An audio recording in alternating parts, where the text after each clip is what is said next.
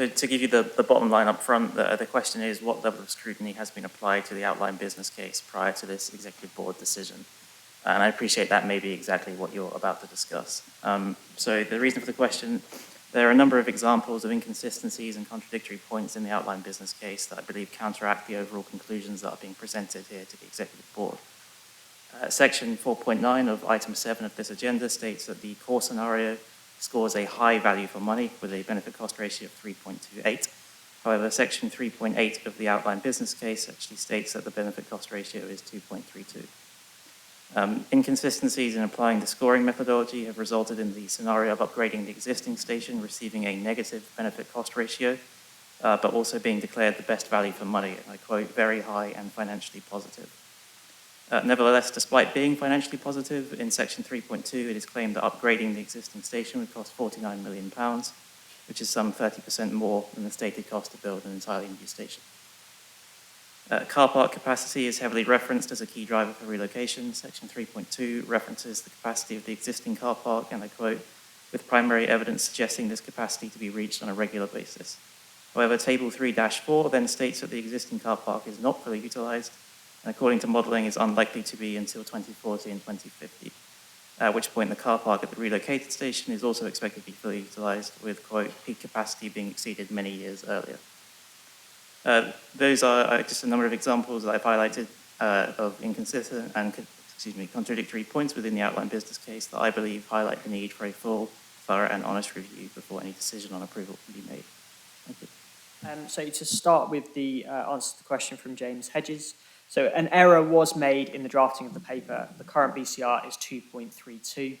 It's normal for BCRs to move as we progress through the business case process, and costs and risks are better understood. And it is our expectation that the BCR will increase as we develop the scheme further and risks are mitigated. Upgrading the existing station would be far costlier than a new station due to capacity and safety constraints.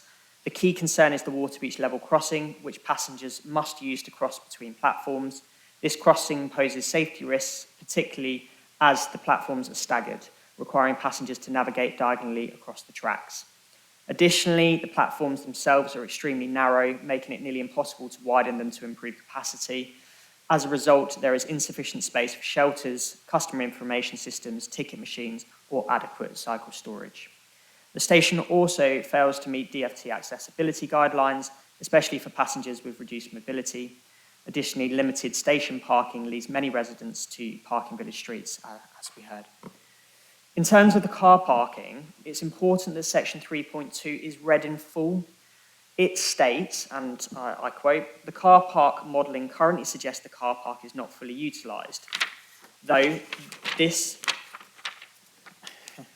is likely to be a function of the modelling representing the average of maximum occupancy across the week rather than peak occupancy.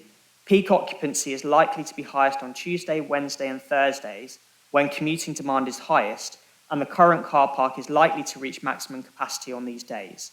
Therefore, the narrative is saying that already the station car park is regularly at capacity and a larger one is required. As with all projects under the GCP assurance framework, the outline business case will undertake an independent review before the full business case, which will come to the board in July, is created.